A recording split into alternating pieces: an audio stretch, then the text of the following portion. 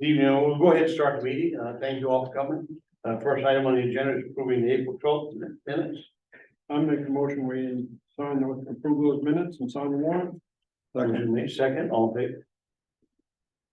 Consider allowing a toll booth donation point in front of Memorial Hall being run by the Historical Society Memorial Hall Committee, the Lions Club on June 17th.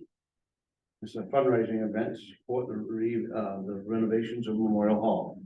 This is a combination between the Lions Club, Historical Society, and the Memorial Hall Committee. It'll be running from 9 to 1. I'm making a motion, we approve that. Second by Bob? No?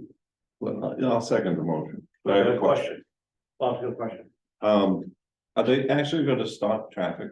Now, they're gonna do it just like the firefighters do. They'll be staying on the side of the road with a sign with the donation. They got plans That's that they're good, 'cause- putting together. Because back in the day, we used to do the ones where we stopped traffic, and that's not good. So good. Motion made second, all in favor? To authorize the town manager to draft a letter of support apply for state funding to study the regional approach to EMS. We had a regional managers meeting last week, and the topic was regionalization on EMS. And so what we want to do is we want to start studying this. I know the firefighters are all doing this, but there is a pot of money that's available through the Friends of EMS of Maine and the Paramedic Foundation. And what this is, it's a informed community self-determination program. It's a grant. And so what they're asking for the communities that want to explore this, they want a letter of support. And this isn't going to cost the town any money. If we get that money, it's going to be, this study will be done by a private organization. They'll be looking at all the different options for the communities that are involved, including Delta, to see how we can bring that into the equation and something that will work, because right now, the only thing we have on the table is Delta, as we all know about. So this might open up some more doors and opportunities that we're not aware of. At this point in time, it's going to be Oakland, Fairfield, Waterville, and possibly Winslow. Not sure exactly on Winslow yet. What are they talking for money? I don't know. We're getting all those details right now. I've got the paperwork for it right here. I just got this today. The meeting, we didn't have the paperwork on it. It's going to be enough to pay for the study. You know that. They're doing a statewide study now, I'm not sure. This is something that's going to be regionalized. Motion made, accepted by, no questions? All right. No, I have, if you'll indulge me, I've got a 5-minute presentation on EMS Please do. in regards to all the things the state is doing. I emailed all the members of the council the Blue Ribbon Commission study that the EMS did in the last legislative session in 2021 and 2022. And I emailed it to you, and it's 50 some odd pages, and I'm sure you all read it. Same way I all read it. But if you will indulge me, I'll go through the executive summary that I just passed out to you. The part starting down at the bottom of the first page, page 3 actually, which talks about funding. And the finding A1 under funding is recognizing that EMS reimbursements are not keeping pace with the cost of providing services, and that current subsidies are increasingly insufficient to fund the gap between those figures. The commission finds that in addition to existing subsidies, there is a need for $70 million in funding for each year for the next 5 years to support transporting EMS services in the state. Under that section, the LD 1515, which is the Speaker of the House bill, which is tabled right now in my committee, the Criminal Justice and Public Safety Committee, has a total of $45 million in the first year. That's the one that starts in July 1st and goes to July 1st, 2023, 24. and another one, and another $70 million that goes from 24 to 25.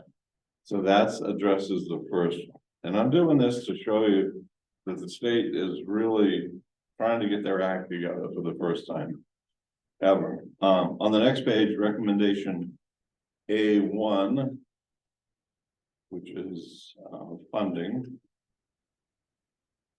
No, I'm sorry. I messed it up myself. Recommendation A1 is the one I just did for you. Recommendation A2, the legislature shall initially allocate 25 million of that 70 million appropriation to specifically target transporting EMS services at immediate risk of failing and leaving their service area without access to adequate EMS. As bad as EMS might be in this area, in parts of the state, in Worcester County, and particularly in Washington County, you may wait an hour or two to get an ambulance to your site. The speaker has another bill, LD 526, which is also tabled right now for the 25 million to do that portion. The 25 million adds with the 45 million in the first year to give 70 and then another 70 in a second. Recommendation A3, the legislature should further fund the delivery of EMS in Maine by appropriating 6 million per year for the next 5 years from the general fund for non-transporting emergency medical services. And that one has two really. LD 1602 is had a public hearing about requiring insurances to pay for non-transport calls, which amount to between 20 and 30% of the calls. Non-transport calls are where the EMS shows up and the person doesn't need an ambulance ride to the hospital or refuses, or for whatever reason. In those calls, the insurances do not pay anything. So there's no reimbursement for getting the ambulance in the service there. And LD 1751 has had a public hearing at Health and Human Services, and that seeks a waiver from Medicaid to get funding equal to 2/3 from the feds of the $70 million. That is a long shot, I think, but we have a bill to do that. The legislature is trying. Under workforce development, education, and training, recommendation B1 is that the legislature should explore options for providing staff of non-municipal, non-profit licensed EMS services access to the Maine state retirement system and to the state of Maine healthcare benefits. That bill did not survive, so that bill is dead. The second recommendation under workforce development is the legislature should fully fund the length of service award program. The length of service award program is an award of money to emergency. Do you know about that? It's emergency medical services and firemen who stay for a long period of time. They can earn stipends towards their salary, and it's not a lot of money.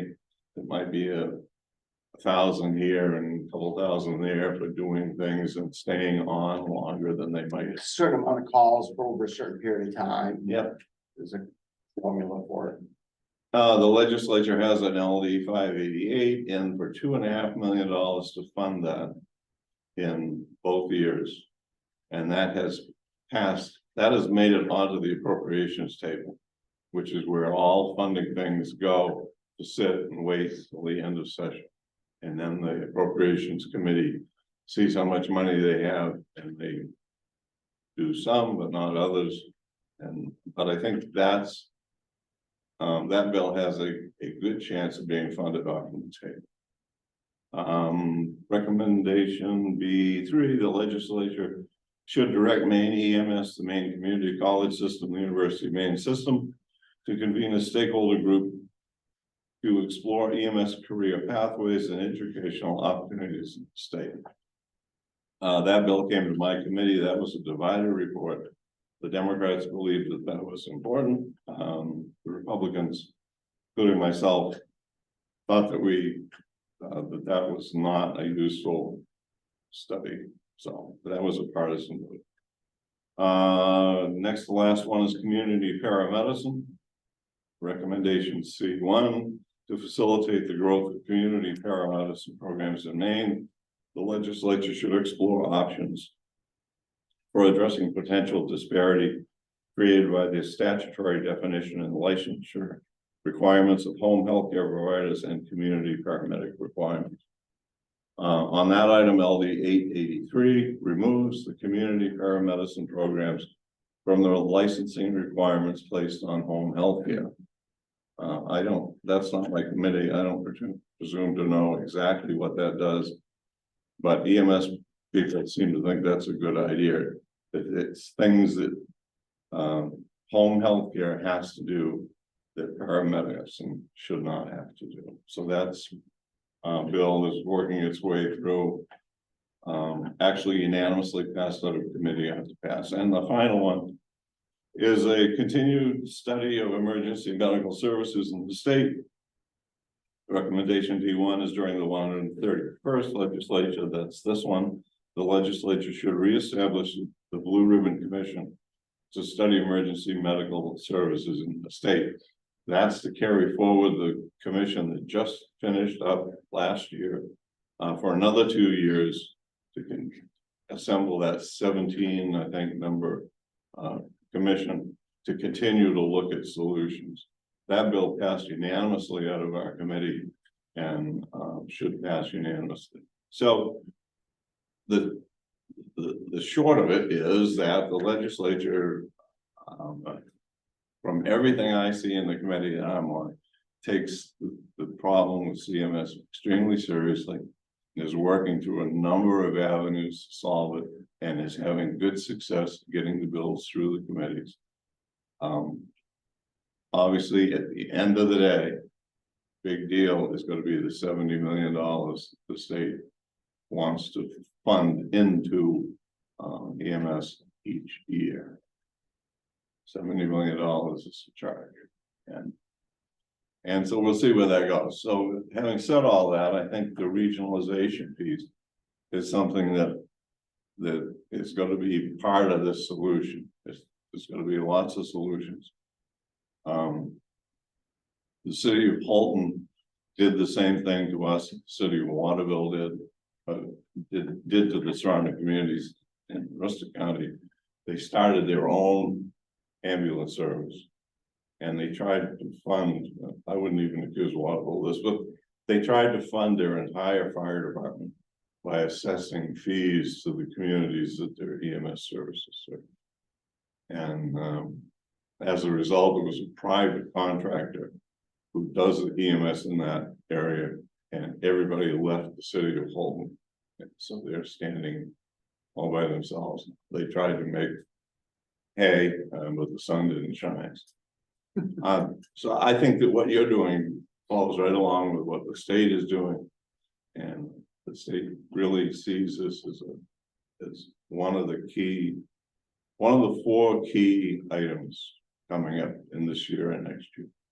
And that's my report. That's awesome. And I think that what we're looking at segues right into what you're just talking about. This is a pinpoint study in this particular region, and it might be utilized for, getting us maybe a little bit more of that money.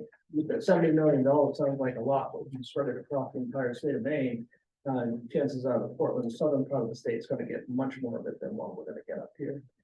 So this is going to cost nothing for the town of Oakland, and if we get this study done, it's going to involve the police chiefs in this little region and see where it goes. So if you support a letter of support that's being drafted up, you certainly will get a copy of that. I'd make a motion, we authorize the town manager to do that. You can't do that. You have to second it because he's already made one. Did he make a motion? Yes, he I did. thought he wanted. Whatever he said, he's the chairman. I'll second your motion, Bob. There you go, all in favor. Thank you. I thought you were asleep. Let's skip right down to item number 6, please. Accept a $5,000 donation from Memorial Hall. We have the paperwork on that right there. Fidelity Charitable contacted me this week. And they advised us that we have an anonymous donor who has given us $5,000 and it's pending your approval. I make a motion, we accept it. Second, all in favor? Next item up is award of the pavement bid for this year. Yep, and you have a copy of that as well. This year's bids came in, but the lowest bid came in at 89.28, which is a little bit lower than last year's. And it's the same company, B&B Paving, who's been paving our road for the last 4 years. And you can see where it goes. It runs the lowest of 89.28 to all states being the highest at 110.73 a ton. And I would recommend we go low bid on this. So move. Motion made, seconded by David, all in favor? And now we go back up to our summer schedule. What are we looking at for a summer schedule? So what we've just most recently been doing over the last year or two is scheduling our first meeting that we typically would have just one meeting. And then if we need to have a second one, I'll notify you. That's permissible. And we'll do this for June, July, and August. So the first normal scheduled meeting of the month will hold. Second meeting will not happen unless we get something that's so pending that we have to bring everybody. So we'll meet the second Wednesday is planned. Second Wednesday is Fourth planned. Wednesday if we need it. Does that work for everybody? And next one says vacation. Yep, I'm planning on taking a vacation next week and the next 2 days, there'll be 7 days. I've got a bunch of vacation time that's unbuilt up that I'm not gonna be using the whole thing, but I do need a little time off. And we were planning on leaving, but something has changed, so I'm gonna be around if anybody needs me. Just want to give you a heads up on that. Awesome. Next, we'll go into executive session under 1 MRF section 4056 and C. Thank you everyone for coming tonight. Hope you have a great night.